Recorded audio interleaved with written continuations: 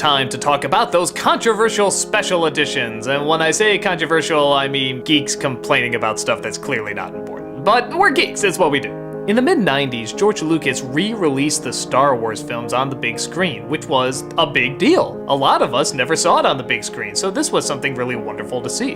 And on top of that, he updated a lot of the effects, added new scenes, and gave it a total digital cleanup. People freaked. They couldn't stand the idea that he went and changed up something that was so perfect. How dare you touch even one frame of this? Everything about it is absolutely magnificent. How dare you? My take on it? I actually think it's kind of cool. It's kind of nice to see a little bit of an update. It was also a clever way to get new and younger audiences into the seats. Yeah, I don't like it either, but you know there's a lot of younger people out there that say, oh, the effects, they look fake now, so I don't like it. And on top of that, Lucas said this was the version he always wanted to see. This is a world where there was no limitation.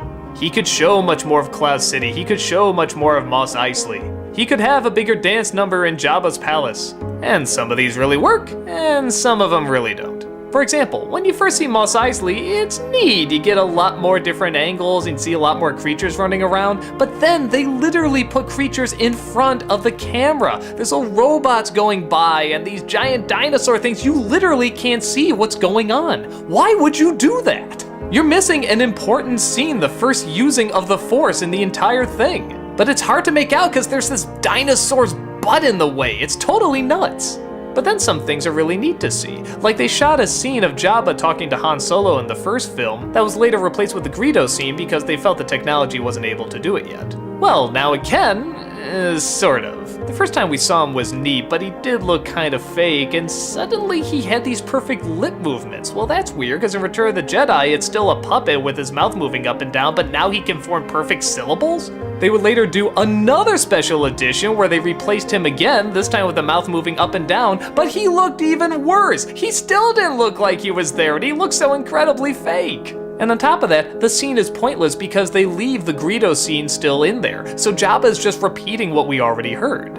And with that said, yeah, let's talk about the whole Han shot first thing. In the original version, Greedo has a gun on Han Solo and Han Solo shoots him to get out of it. Well, Lucas didn't like that, so he had it where Greedo shoots first and then Han Solo shoots back. Now, taking out the fact that this is a horrible looking effect, it literally looks like they just photoshopped Harrison Ford's head over a little. Everyone once again went nuts. That's not how it's supposed to go. Han Solo's supposed to shoot first. It's a total betrayal of his character. Everything that Han Solo is destroyed because of this one scene. Okay, it's stupid and not needed, but it's literally 1 second. People are still bitching and moaning about this dumbass scene, and it's ridiculous. They act like somebody told them that Luke Skywalker was a Jawa or something. It's not that big a deal. It's a different take on an already popular scene. Neat, it's cool to see a new point of view. Why the hell is this worth going apeshit over? Yeah, don't worry, soon the prequels will come and suddenly you'll have nothing to complain about. This will still be the most offensive thing you will ever see in a Star Wars film. In Empire Strikes Back, the changes are a little bit more minimal, but look nice. Cloud City, for example, you can see a lot more of. And they even explain some things that were a little confusing in the original.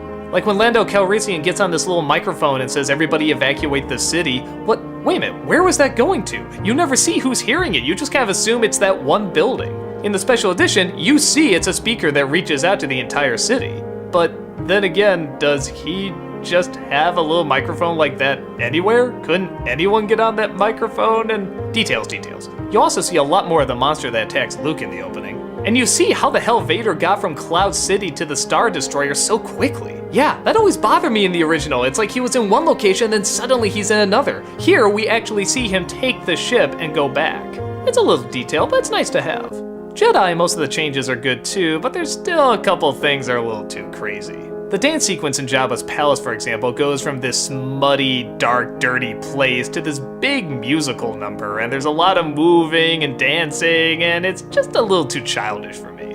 On top of the fact that, again, the CG monsters never really look like they're there, but whatever. Again, it's neat to kind of see a new point of view.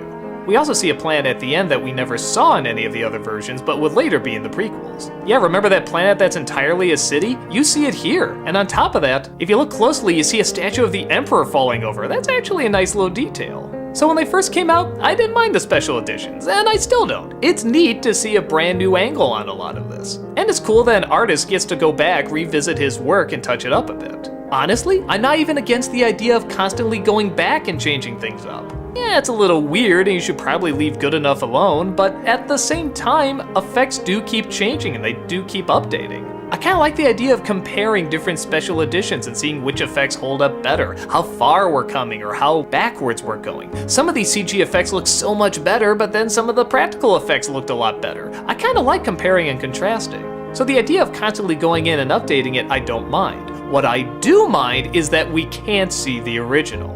That's where I think people can get legitimately upset. We should be allowed to compare and contrast. Why are we just ignoring history?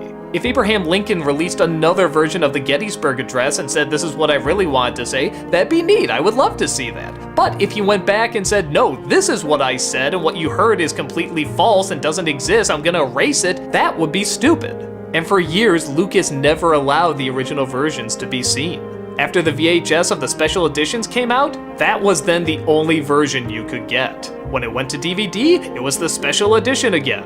Except there were even more changes in it. Yeah, now Hayden Christensen is at the end instead of Luke's father. Well, wait a minute, why isn't that Ewan McGregor as Obi-Wan then? Why isn't that younger Yoda? I get the idea of wanting to bookend the prequels and the other films, but this makes no sense. But again, the biggest problem is we weren't allowed to see the original on Blu-ray or DVD or any of that. It's like Lucas was ashamed of the effects, that they weren't up to where they could be at the time. But they were groundbreaking, they were amazing. They're still impressive to look at. Sure, they're a little bit more fake now, but again, it's neat to see the evolution of a project. In my opinion, you can make as many changes as you want, as many versions as you want. I think it's a lot of fun to look and compare them. But if you don't have the original, you can't see what got everybody interested in this to begin with. You're denying newer generations what the older generations saw and got sucked into. However, I do hear that the original versions are being released now if they haven't been already, now that it's out of George Lucas's hands. This is definitely a good thing, as we deserve to see more than the VHS version of the original films. So on the whole, I like the special editions. Not everything about them, and some things I think are downright awful, but I think it's kinda cool to see someone mess with their own work again. But as long as we have the original to always go back to, I don't see the fault in it. I don't care if you call it canon or not canon or version 2.56, whatever. It's neat. It's like seeing an artist go back and sketch an old drawing that he did, seeing how his style has changed. Take it for what it's worth, find which version you like the most, and give it a watch.